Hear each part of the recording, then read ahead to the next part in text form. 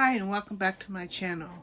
This is going to be my first whip and chat in months and months, and it's a partial view of my By the Pond White Mountain 1000 piece puzzle. I've never done a whip and chat while puzzling, not that I can recall anyway. I'm not excited about doing whip and chats while I puzzle simply because I puzzle slow. I think this is my rumination time. Sometimes I have an audio book on, sometimes I have the TV on, and sometimes I just sit here and think. And this is one of those sit here and think times. I'm currently using 3 of the trays that came with this puzzle table I got from Vivo for review.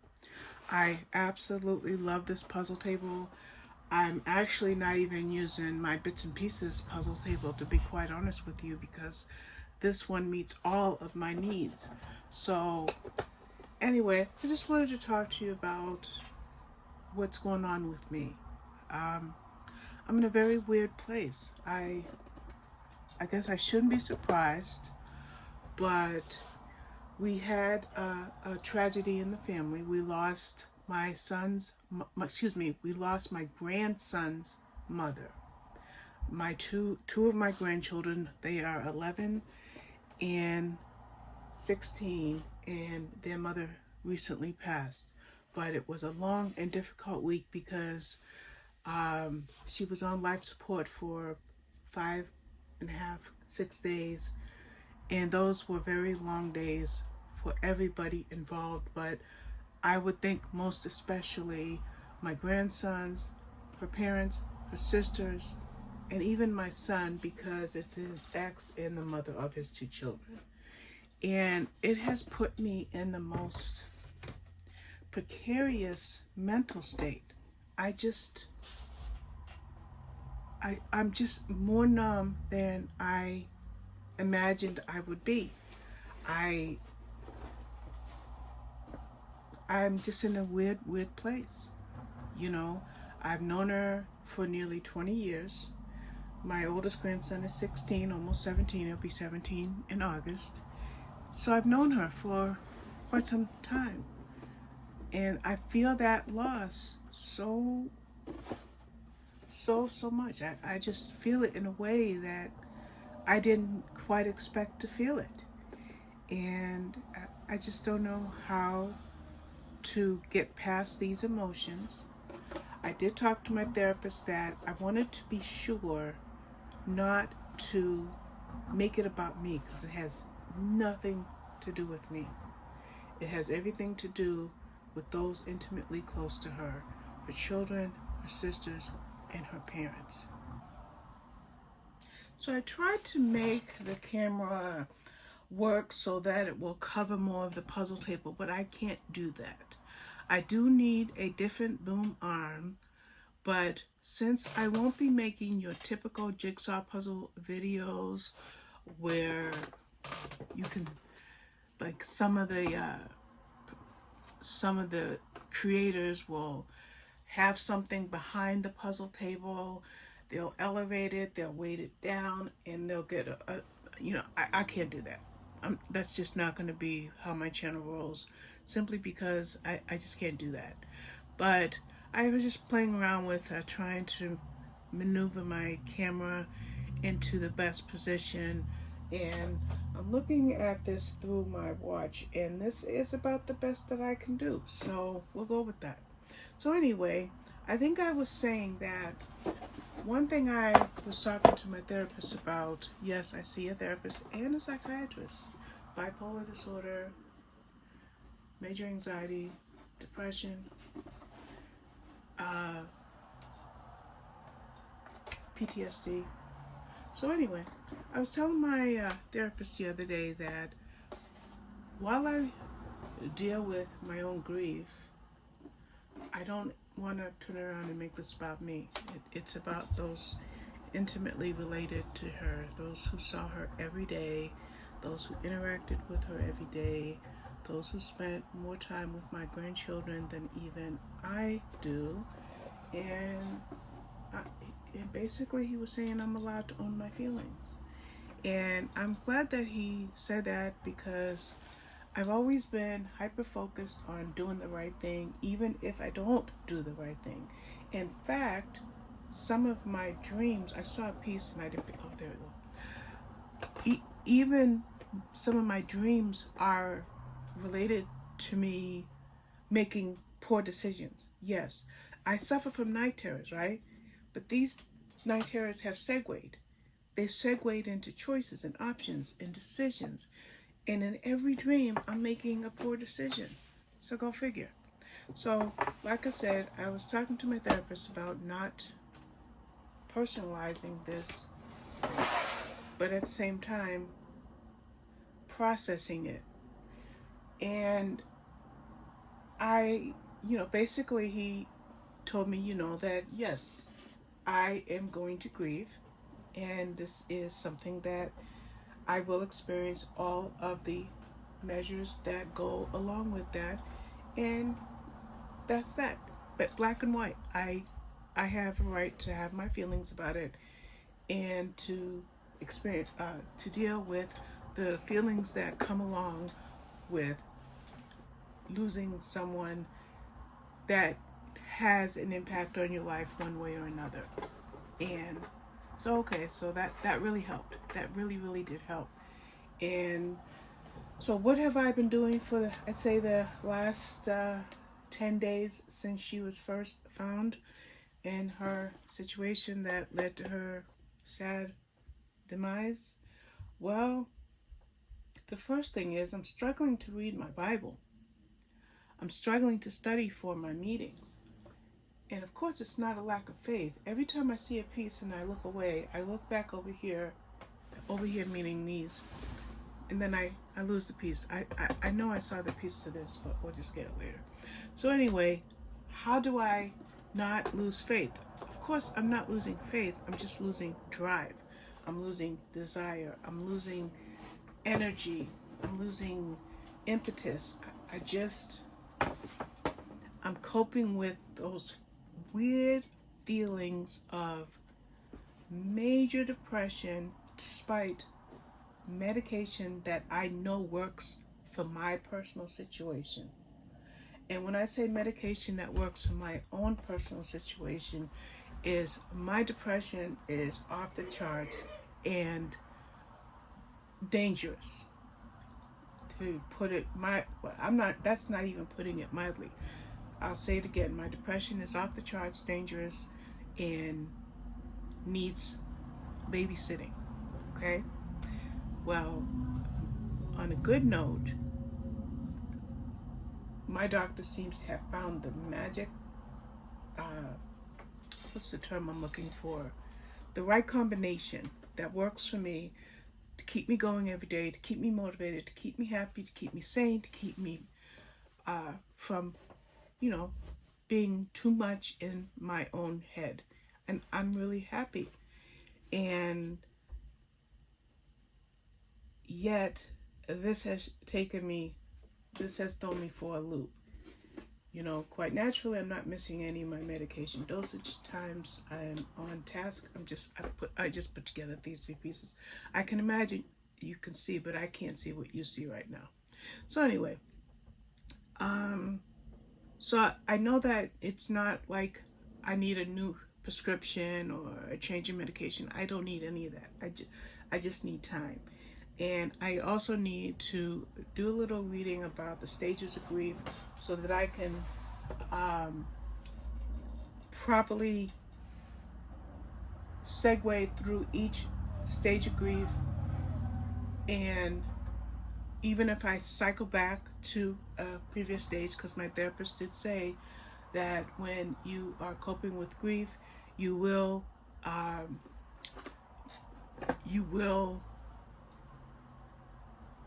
go from one to the next, back to the first one, up to, back to, So I'm glad that that's a reality, because it makes me less hard on myself. And when I say less hard on myself is good, take the good with the bad, depression or not depression, depressive episodes or not depressive episodes, I am very hard on myself. Always have been, and most likely always will be, no matter what the circumstances are. So I'm glad I don't have to be hard on myself when it comes to how I feel about processing this loss. So that's good to know. That's good to know. But in any event, I thought I'd make this video because I'm sitting here and it's Saturday. I should be studying my Watchtower lesson for tomorrow. And I'm sure that I will at some point before tomorrow afternoon. My meeting is at 12:30. I'm sure that I will at least listen to the lesson a few times, if not completely study for it, but I just have to find the motivation to do that. So I thought, why not make a whip and chat video? By the way, you see how the board is moving? I hope that's not making you dizzy, but this is a rotating 2,000 piece Vivor puzzle board. It has 4 drawers. It's on a Lazy Susan, so it completely turns 360 or 180 degrees, depending on how you scientifically view that. And I currently have it in this orientation because I'm working on this part of the puzzle. So that's why you see the board move, and I hope it's not making you dizzy. So I just thought I'd open up myself to you guys and ask you, if you've dealt with grief, what has worked for you. And let me preface this by saying that I am, as a lot, if not most of you know, one of Jehovah's Witnesses, a strong woman of faith, and have every belief in the Bible's hope of the resurrection and things of that nature. So I just want to say that, and I don't think that's news to a lot of you, if not most of you. But yet, despite my hope and my positivity for the future, I live as everybody else does, day by day, week by week, month by month, in this old crazy world that we live in. And we have to survive whatever gets thrown our way, just like any person. So I love having my faith, being in my faith, having all the friends I have in my faith, the family that I have in my faith. Yes, I have some family members who are also Jehovah's Witnesses. I love all of that, but at the same time, I still live a life just like everybody else, and that life involves the realities of life, death, sickness, pain, just like everybody else. So that's a long segue to say that this has nothing to do with the crisis of faith. Nothing to do with that. Okay. So I just want to know, what are your methods? Now, before I finish my question, and I hope I don't finish my question, methods that I can use are definitely inspiration. No, the first method I know is listening to or reading the Bible, or listening to while following along the Bible. Another method I know that would be absolutely fabulous for me would be listening to inspirational music from JW Library, jw.org, or listening to Bible talks and things of that nature. But all of that, in as much as all of that is available to me, I'm not going to lie, I just want to watch TV or watch YouTube. And I think I've come to the realization that that's okay. That this is a time for reflection. And one of the reasons I'm making this video is I wanted to ask, and if any of you journal, and I was in one of my dreams last night, this is kind of what came to me. If you journal, please give me your tips, because my question I was going to ask before I segued over to what I know will work is, in what ways do you deal with heavy emotional baggage or trauma? I believe that was the question I wanted to ask. I've got so much in my corner. I've got my faith, my relationship with God, my wonderful family, a beautiful husband, beautiful grandchildren. I've got so many things in my corner. But I was thinking, I want to start journaling. But I am the type of person who can tend to start things without finishing them. And I'll give you an example. Planning. Every time I invest in a planner for the next calendar year, for the last 5 years or so, I just let it go. I don't stay with planning. And I used to love planning. I made videos. I did 4 or 5 planners at one time, but it's just not of interest to me. But I want to use this time to do reflecting and perhaps a journal, in a method of journaling. So I thought, hey, I'll tell you what's going on with me, why my puzzle videos are rolling out super slowly, and to get some input on how I can start journaling. Maybe I was thinking of a bullet point journal and then just filling in the bullet points. And I do have some guided journals from Happy Planner, so maybe I could pull them out. I don't know, I just thought I'd ask for feedback on that. I don't have any plans. I haven't bought a particular hardback journal. I don't really even have a Happy Planner one that is in the format of a journal. I don't know if I should just grab one, just a spiral notebook and just go at it. I don't know. I'm thinking about that. Not to say I'm going to do it, but I'm thinking about that. The next thing I'm thinking about that I wanted to touch base with you is how you yourself deal with grief and how you offer the best support. And when I say best support, I'm thinking about my grandsons. But here's the problem, and I hope one day to be able to explain this to them, is I tend to shut off. I shut my emotions off and I pull within myself. It's like if I'm sitting on a bed and I have a blanket, a regular blanket or a blanket that is oversized, I wrap it around myself as tight as I can and shut everything else out.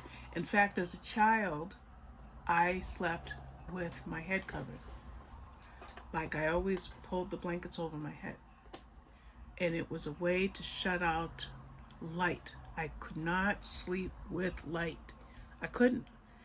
And I did this as a child. I don't know if it was because of where we were living during my formative years, how many siblings I had in the room with me, whatever. I just needed to cover my head.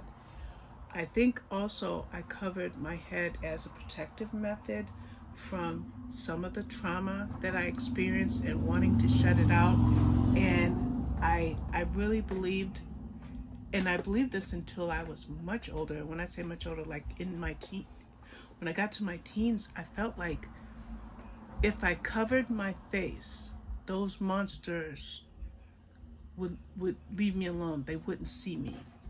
And let's just say I'm talking about real life. These were real monsters. These were not figurative monsters. So I think I kind of felt like if I covered my face, I'd be protected. I'm wondering if this is a piece. I just had to move the table a little so I could see it. Yes, it is. Sometimes I will, no, that's not it. Okay, my bad. So yeah, so I don't know why I mentioned about covering my face, but I've been dealing with trauma. I don't even know where I was going with that, but this is just thoughts. This is, by the way, I'm gonna just say this really quickly. I have never made a video with a script. I think 1,100 videos on this channel. I see a big place where I can place something. 1,100 videos on this channel, and I have never used a script. Oh, no, I thought that went right there. Okay, so anyway, I've never used a script. I have always just talked whether it's to make a puzzle video, whip and chat, even when I did my planner videos. So that's what you're getting here, is me just talking. Am I actually asking for advice? In a literal sense, no. Because I have all the armory that I need. But in the figurative sense, no. I won't even say in the figurative sense. In a conversational sense, yes, I am asking to get input. So figuratively, literally, conversationally, yeah, I've got a lot cycling through my mind, just a lot. And I think at this point, my book reviews and my jigsaw puzzles and even my socialization with those near and dear to me is going to be very limited. And it's not that I have changed as a person or that I don't love those in my everyday life and that I don't care about others and what they're experiencing. It has nothing to do with that. It's just trauma is hard.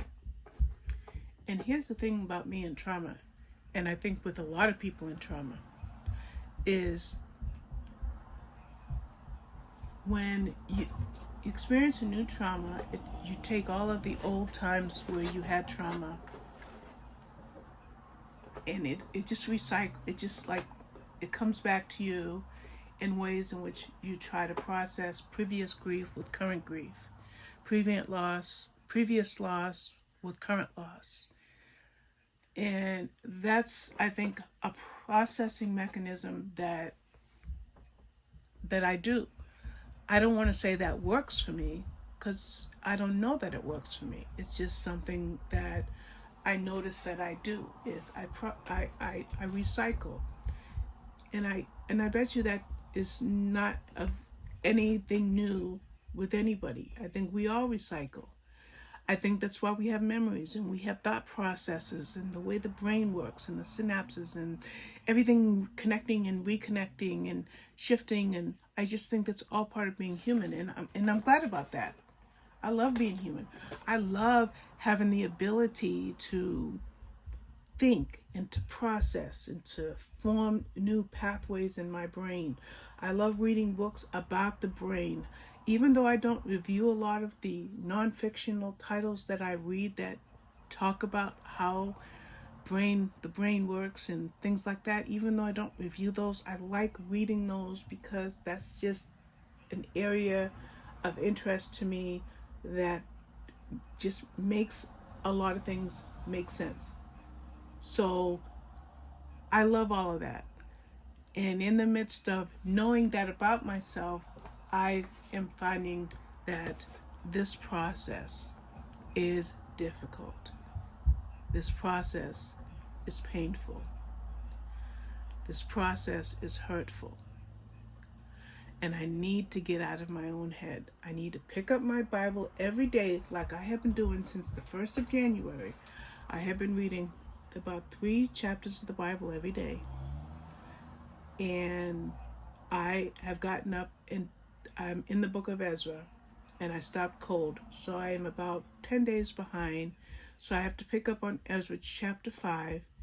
And once I get back to my regular Bible reading routine, I would just factor in, instead of 3 or 4 chapters a day, I'll read 4 to 6 chapters a day every day until I catch up. That's the best way to do it, because one thing that I do not want to do with my Bible reading is to rush through it and not take in any, I want to work on this bright green, not take in any value. I need to be able to not just read my Bible, but to improve and, I just don't want to just read it just for the sake of reading it. Have you ever read the Bible? Yes. What did you learn from it? I don't know. No, I want to gain something from it. So anyway, everybody's method, your methods may vary, right? Isn't that a phrase? YMMV? Yeah. So my take on it is, what can I do? I kind of think this goes over here. does kind of go over there because you see that little purple. Or does it go with this purple? Oh, there we go. Yeah, I went with that one. So I'll get back to my Bible reading. I think what works for me is I'm a goal-oriented person. So I can't just say, I'll pick up my Bible reading tomorrow and I'll get right back on track. No, I have to look at my calendar. I have to sit down and I have to make a goal. And goals work for me. I've always been very methodical, very progressive, if I can use that term. And so I will get back on track. I'll pick up on the book of Ezra. I think by now I should be probably done with the book of Job, which is just fine because we just did the book of Job as a congregation in the last few months. So I think that's kind of why I'm giving myself just a little bit of grace, because I know that even though I've fallen behind, I have recently read those chapters of the Bible. Of course, I will be reading Job and also the book of Psalms. So anyway, just wanted to mention that when I'm thinking about getting back on track. So this video doesn't really have a main purpose other than me letting you know that there's been a very sad loss in our family, and the services are on Monday and Tuesday. So those are going to be difficult days, and I am just so sad for the boys. And when I say the boys, they're 11 and 16.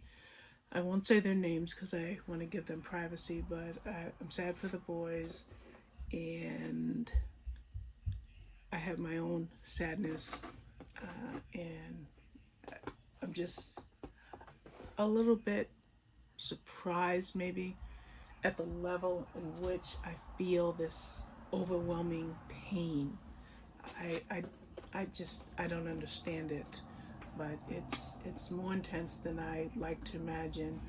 My sleep is off kilter. Oh my goodness.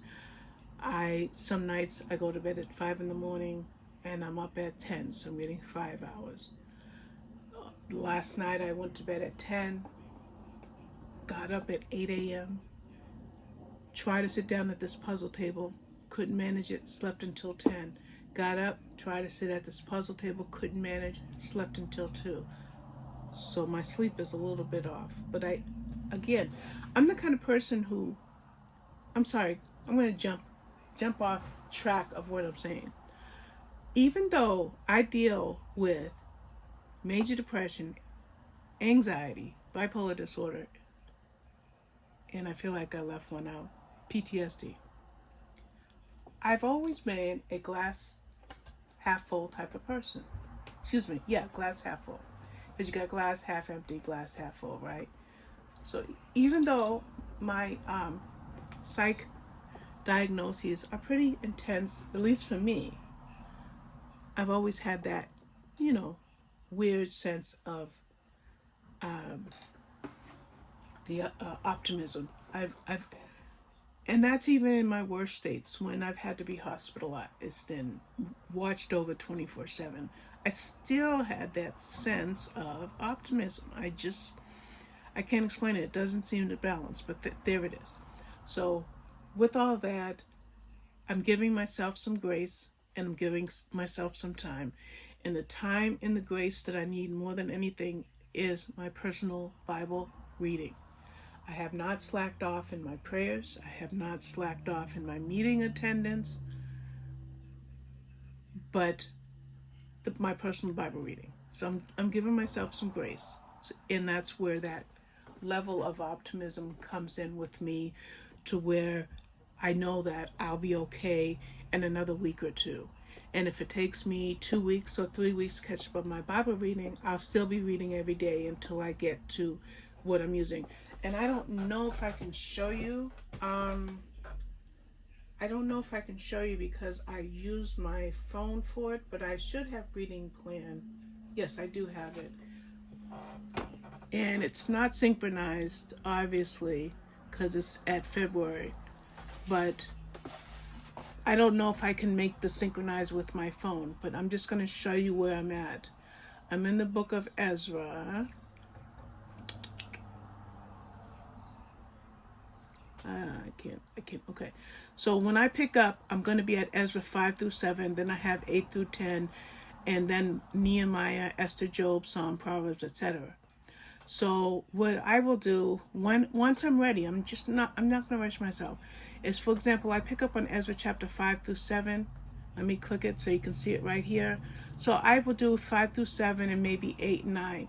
And then the next day I'll pick up on 10. So if I read, say, Ezra 5 through 7, and this is not the version of reading plan I'm using reading plan on my phone, I will click that. So let's say when I'm playing my catch up the next day, let's say I read 8 and 9. And then the following day, I pick up, let me go back to 8, 9, chapter 10, and then jump over here and do that. 1, 2, 3, 4, or whatever. So I'm not worried about catching up. Believe you me. And so today's date is May 24th. So I should technically be at Job chapters 5 through 8. So I'll catch up.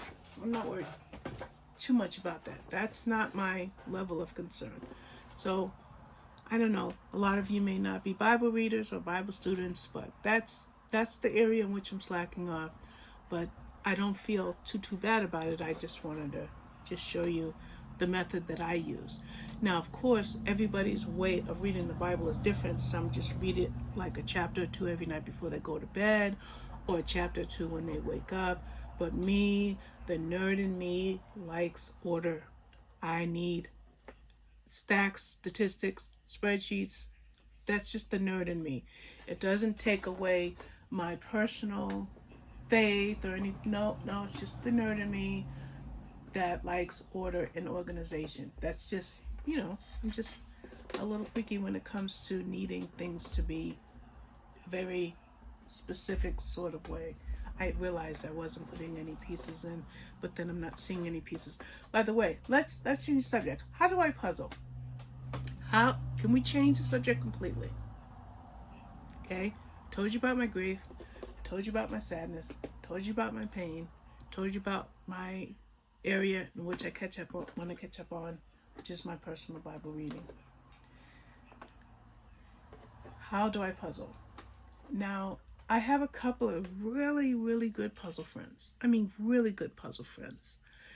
One I talk to almost every day, and one I talk to about once a week, and others I talk to every few days. Really good puzzle friends.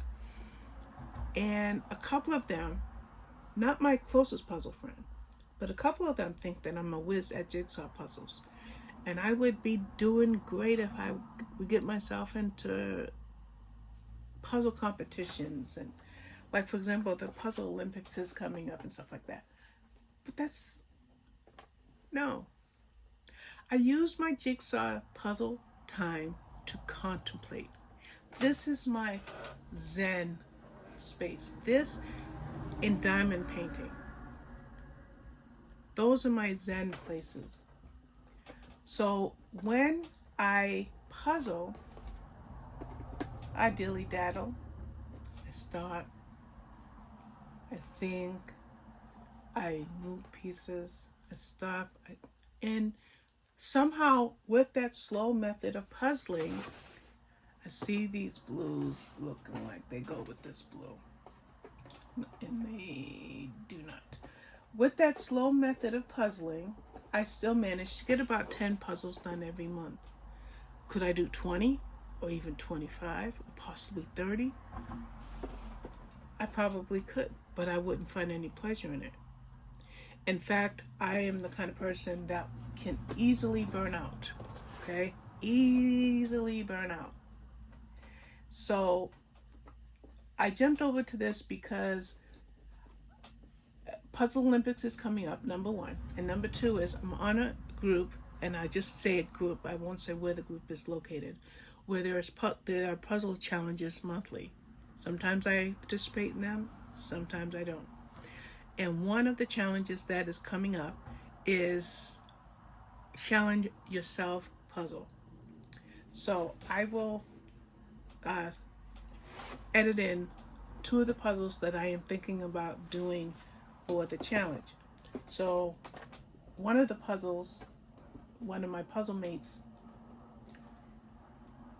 will be doing for the challenge, and I showed him that I also have the same puzzle. He's like, oh my goodness, you know, that would be a great side challenge to challenge each other, but you're gonna blow me away. And that's just not true, because I can't puzzle fast.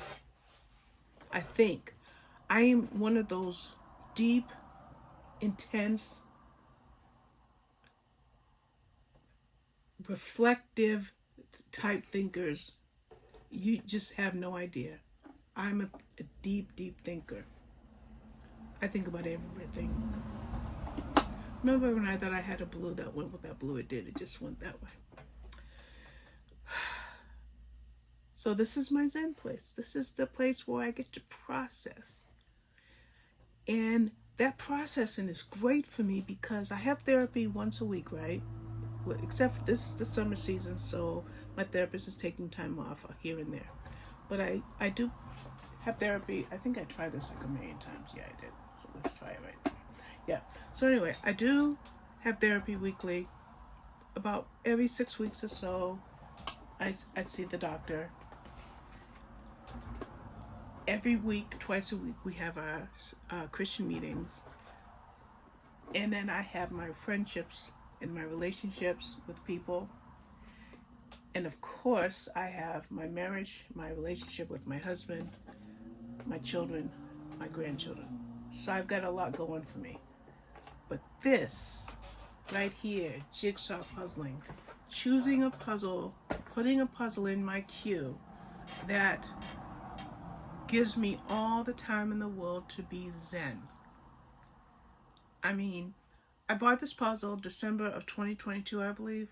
So like a year and a half ago almost.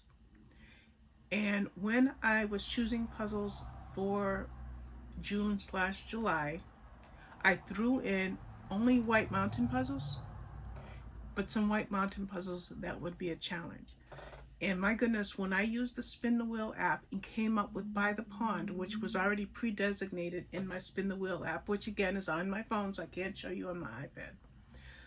When I chose these puzzles for White Mountain in the Spin the Wheel app for June and July, for May and June, I think I said June and July earlier. For May and June, I chose ones that would tax my brain a little bit in the White Mountain puzzle group of puzzles. And I am so glad that this puzzle By the Pond came up at this particular time in my life, because if puzzling is truly my Zen place, I couldn't have done any better in choosing a puzzle than this By the Pond puzzle. And this is by Joelle McIntyre from White Mountain. Whoops, I hit the light. Let me just adjust that.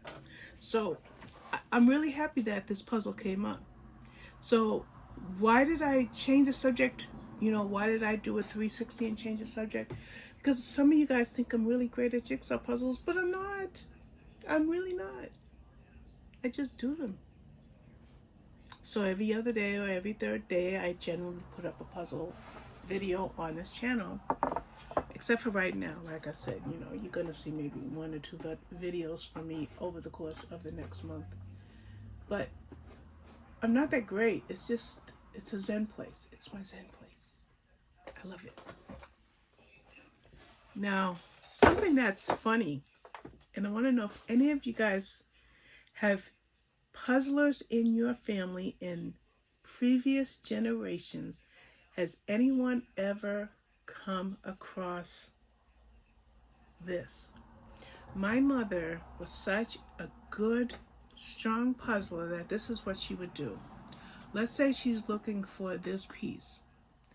She could scan, and she didn't have trays. She didn't use cookie sheets. She didn't have any of the amenities like a rotating puzzle table on a Lazy Susan or a puzzle table that's on a tilt. She didn't have any of that. But she could, with her mind's eye, look, say, I want that piece. And she could go through all of her pieces, and she wouldn't touch a piece until it went in place. And I know I picked up the wrong piece, but I would just want to show you what I'm thinking. So for me, I'm thinking, okay, I see the purple and I see the white. Okay, I knew that was the wrong piece, but I just wanted to demonstrate it to you because now I want to show you the right piece. So then I pick up this piece and I'm like, okay, that's fine. My mother could do that, and so she could do puzzles lickety split. She could look at like whether she had them all spread out on a side table or whatever, or on top of one another, or even on top of the sections of the puzzles that she already completed. She could see that. But she had this theory: don't touch a piece until you know where it goes. Okay? So if I want to place this puzzle piece, I can't touch this puzzle piece. I have to pick up this puzzle piece and I have to put it in place. Has anyone in that, again, that has jigsaw puzzlers in previous generations in your family ever given you that philosophy to not touch a puzzle piece unless you knew where it went? Which I just messed up. Okay, there we go. I'm just curious. And I think about that, and I do think that that does make me a little bit of a better puzzler, because my mom's been gone for about 20 years now. But I think about her method all the time, and by thinking of her method, I think that does make me a little bit better than I might be just based on natural or lack of natural talent. So anyway, I just thought I'd throw that in there. So we're just going to pick up this piece and say, oh no. So I picked up a piece. I don't have any place for it, so it's going back in the tray, but it looked like it went there. So anyway, that's a fun memory of my mom. A fun memory. And it makes me feel like I'm not alone when I'm working on a puzzle, because mom's right here with me. And I know this goes over here somewhere. Okay, there we go. My mom's right here with me, and she's saying, no, Robin, don't pick up that piece, but pick up that piece. So this puzzling makes me think of my mom. So that's why I think this is more of a Zen place to me than diamond painting, because I so much wish with my reading, reviewing, and jigsaw puzzles that I had my mom with me right now, because she would so relate. She would relate to every book review that I write. She would relate to every jigsaw puzzle that I put together. She would even relate to my diamond painting. So yeah, I miss my mom, but I'm smiling as I'm saying this because I know that she would get me in this. My 480 or 490 puzzles that I have. I should say I have 490, and I gave my grandson 7, so that gives me what, 4, whatever. But I want to say something funny. I had a dream last night that there was a natural disaster impending in my area, and all we had to pack was what would fit in an SUV. And that is between my husband and myself. I don't even know in my dream if I worried about my 2 adult sons who live with me. I don't know. My dream didn't go there. My dream only encapsulated me and my husband. So I have this natural disaster coming up, right? And guess what I have to do? I have to choose between my puzzles. So I came up with this little calculation. Is in my mind's eye, in this dream, I should say, I went to iCollect, my puzzle app, right? And I went into, this is my dream, okay? I went into my sort feature and I sorted by, section sort by artist. And then my next one was, you hit artist again, and then for second sort, you have to, in my case, I completed. Where is completed? Right here. Okay, so completed is already there. So I went back, artist, completed, number of pieces, none, right? So then I would, let's put this in ascending order, layout, wait, sort, and then back, and wait a minute. Let me just hit that, ascending order. Okay, there we go. So I came in my mind's eye, in my dream, Amy Stewart is one of my favorite artists, right? So right now I have this sorted by her name and if I've completed the puzzles. So here I am thinking of this impending disaster about to hit my household. And I can tell by this puzzle sort, by this puzzle app in my dream, that say from here onward, I haven't done any of these Amy Stewart puzzles. So I had to hurry up and choose, say, my best 10 from these uncompleted Amy Stewart puzzles. And then I went over to Charles Wysocki, which I think the first, yeah. So I did the same thing. The first group of these are puzzles that I've completed by Wysocki. And just by looking at this, I think I've done up to... I've done a lot of his. I've done a lot. I don't have many Wysocki puzzles left. I've done up to here. So that means I only have 5 plus 6 is 11. I only have 12 Charles Wysocki puzzles that I haven't done. So I guess I would take all 12 of those, right? And then I was thinking about other puzzlers like that do a lot of collages. So do you guys take your real life and you mix it into your dream life? Or does your subconscious never shut off and you think of bigger, better, faster ways to do things? Do you want to take, like, if I were to take this sort and I would section sort by completed, okay, it tells me that I have completed 263 puzzles.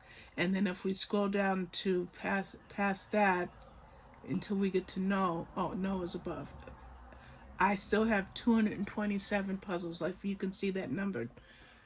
So if I've got 227 puzzles, how do I choose 10 or 20 puzzles that I would take with me for forever?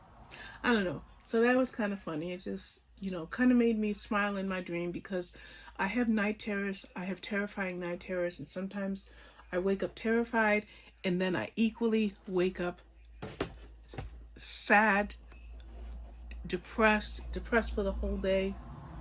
But last night was an interesting night because I dreamt about either the end of the world or some kind of tragedy, and having the choice of taking X amount of puzzles with me during the tragedy. So I don't know, that kind of makes me smile when I think about it, because real world problems, right?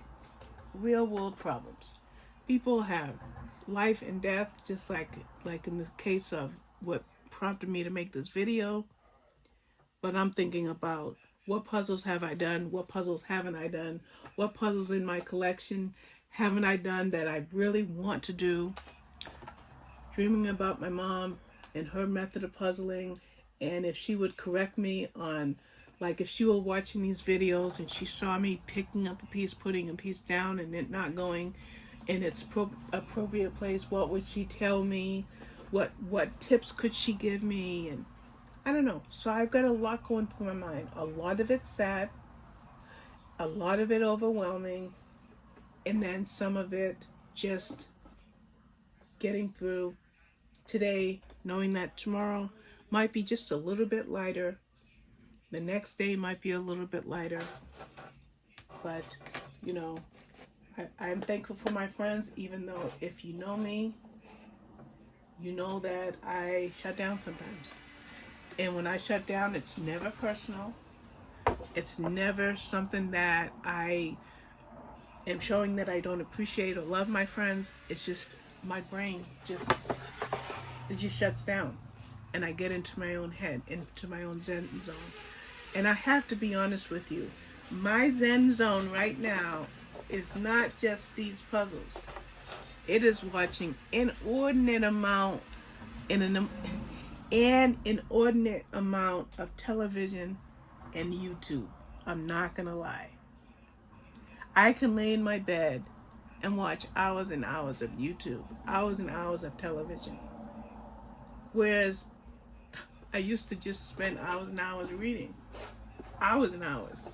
I mean, to the tune of getting 70 books read in a month.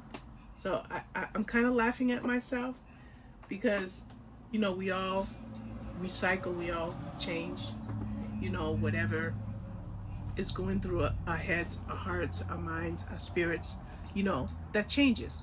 So right now, this is my Zen place, so this is what I do.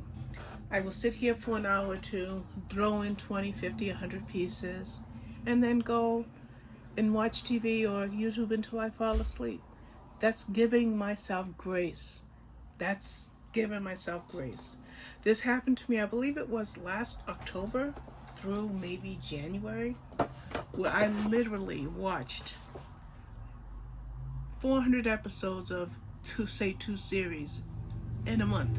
I literally could just sit there and watch hour after hour after hour after hour after hour of TV.